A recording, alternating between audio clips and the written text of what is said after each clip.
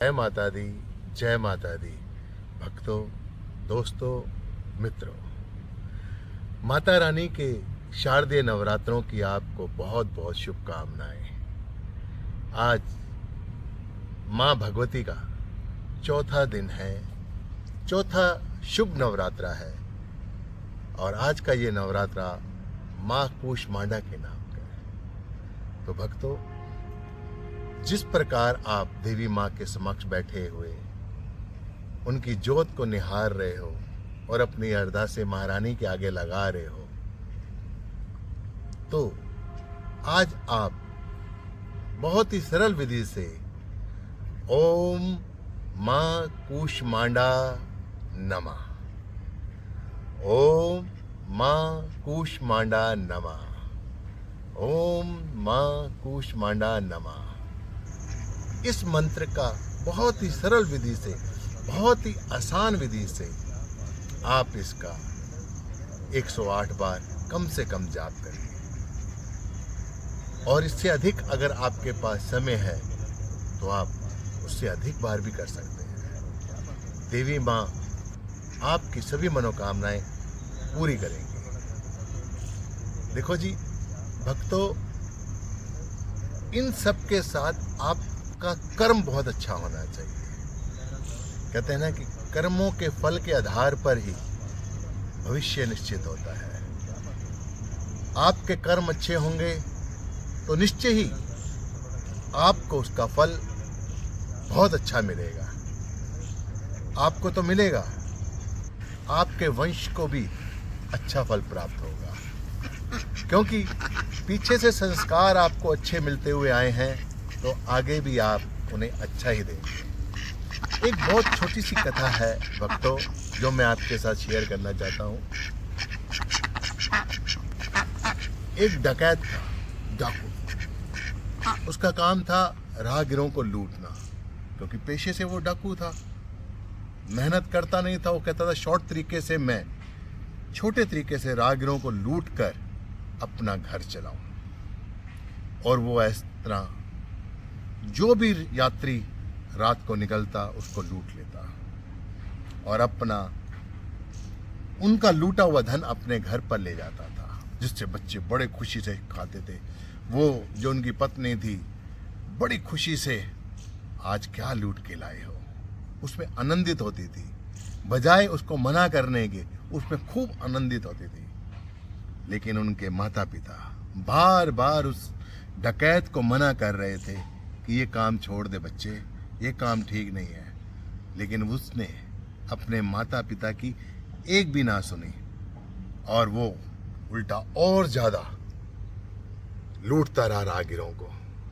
इससे उसके पिताजी बहुत परेशान हुए, माताजी बहुत परेशान हुए, और वो बार बार भगवान के आगे यही कहते थे, ये कैसी औलाद मांगी मैंने आपसे, जो दूसरों को लूट कर अपने घर को चला रहा है, अपने घर में पकवान बना रहा है। यहाँ ध्यान देने योग्य बात यह है कि उसके माता पिता ने आज तक उसकी लूट में से एक दाना तक नहीं लिया।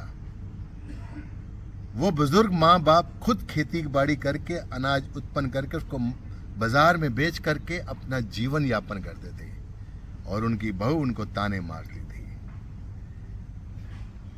लेकिन समय बीतता गया, उस बूढ़ी माता पिता का भी भगवान ने सुनी। वो बार बार देवी माँ के आगे एक ही प्रार्थना करती थी कि मेरे बच्चे को सद्बुद्धि मिले, ये इस राह से हट जाए। बहुत दिनों से यही चीज चलती रही, यात्रियों को लूटा जा रहा और घर में सामान आता जा रहा। अब कहते हैं ना कि किसी की दी हुई प्रार्थना भगवान अवश्य सुनता है। तो उस देवी माँ की, जो घर के अंदर बैठी हुई उसकी जन्म देने वाली माँ, उसकी प्रार्थना भी देवी माँ ने सुनी और एक ऐसे संत को उन्होंने उस रास्ते पर भेजा जिसके पास बहुत आभूषण थे। अब वो आभूषण लेकर के जैसे निकला, उस डकैत ने उसको पकड़ लिया कि मैं तुझे लूटूंगा, मैं तुझे मारूंगा और ये धन मैं अपने पास करूंगा। कहते ठीक है। राहगीर ने बड़े आसानी से कहा ठीक है, मैं तुझे धन दूंगा, लेकिन मेरा एक प्रश्न है, अगर मेरे उस प्रश्न का उत्तर दे देगा तो मैं तेरे को ये धन देता हूँ। लेकिन डकैत किसी की बातों में कहाँ आते हैं। वो कहता है मुझे अपनी बातों के भ्रम जाल में मत फंसा राहगीर, मैं तुझे मार करके भी तुझे लूट लूंगा।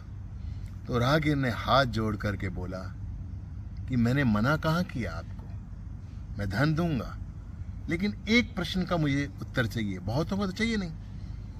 कहता ठीक है पूछो। कहता ये धन लूट कर किसके लिए ले जा रहे हो। कहते अपने घर के लिए। क्या करोगे। अपने बच्चों को दूंगा, अपनी पत्नी मेरी बड़ी खुश होती है। कहते अच्छा। कहते मेरे पास एक पोटली और भी है, वहां पर रखी हुई है, वो भी मैं लेकर के आकर के आपके समक्ष दे दूंगा। सिर्फ मुझे इस बात का जवाब दो, ये जो पाप का टोकरा आप, जो गठड़ी आप भर रहे हो, उसको कौन कम करेगा। आप अपने बीबी के पास जाकर के पूछिए, अपनी पत्नी के पास जाकर के पूछिए कि मेरे पाप का कुछ हिस्सा आप लोगे। अपने बच्चों से ये पूछो कि कृपया करके मेरे ऊपर जो पाप है उसका आधा या 1/3 या 1/4 भाग आप अपने ऊपर लोगे। कहते ले इतनी सी बात है। कहते हाँ। कहते मैं भी जाता हूं, लेकिन तुम भाग जाओगे। कहते नहीं, तुम डकैत हो, तुम्हें किसी की बात पे विश्वास नहीं आएगा, तो मुझे बांध दो। तो ठीक उसने उसको पेड़ से बांध दिया और अपने घर गया। घर जाकर के पूछा उसने कि मेरे ऊपर जो पाप का बोझ लदा हुआ है, क्या उस पाप के बोझ को तुम कम करोगे। कहते हैं पागल हो गए हो तुम, पाप तुम करो और बोझा हम उठाएं, कदापि नहीं। आप अपने पाप का बोझ खुद ही कम उठाओ। बड़ा निराश हुआ वो अपने बालक के पास गया। बच्चे, मैंने तुम्हें इतना धन दिया, इतना तुम्हारी मनोकामनाएं जो तुमने चीज की उसकी पूरी करी, अब क्या तुम मेरी पाप की गठड़ी में से आधा पाप अपनी गठड़ी में डाल सकते हो। कहते कैसे पिता हो आप, शर्म आनी चाहिए, मैं तुम्हारा पाप क्यों उठाऊं, क्यों ढोऊं। बड़ा निराश हुआ। अंदर बैठे हुए बूढ़ा वृद्ध पिता उसका सुन रहा। उसको बड़ी निराशा हुई और वो वापस जाकर के उस राहगीर के पास गया, हाथ जोड़ करके क्षमा मांगे कि मुझे अब इस धन की कोई आवश्यकता नहीं। कहते क्यों। कहते मेरे पाप का मैं स्वयं जिम्मेवार हूं। मेरे पाप की गठड़ी ना मेरी पत्नी ने ली, ना मेरे बच्चों ने ली। तो भक्तों, तात्पर्य यही है कि आपके कर्मों का फल आपको मिलना ही है। अगर आप पाप करोगे तो पाप अवश्य मिलेगा, और अगर आप पुण्य का काम करोगे तो पुण्य अवश्य मिलेगा। इसी प्रकार भक्ति के साथ साथ अगर आप अपने कर्म भी अच्छे लगोगे, अपने कर्म भी अच्छे करोगे, तो भक्ति का फल 100 गुना ज्यादा मिलेगा और देवी माँ आपके ऊपर कृपा करेंगी, आपकी सभी मनोकामनाएं पूरी करेंगी। तो भक्तों, पहली शैलपुत्री कहलावे, दूसरी ब्रह्मचारिणी मन भावे, तीसरी चंद्रघंटा शुभ नाम, चौथी कूष्मांडा सुखधाम, पांचवी देवी स्कंद माता, छठी देवी कात्यायनी विख्याता, सातवीं कालरात्रि महामाया, आठवीं माँ गौरी जग जाया, नौवीं सिद्धात्री जग जाने, नव दुर्गा के नाम बखाने। जय जय अम्बे, जय जगदम्बे। भक्तों, माँ कूष्मांडा आपके सभी मनोकामनाएं पूरी करे और देवी माँ आपका कल्याण करे। प्रेम से बोलो जय माता दी, जय माता दी।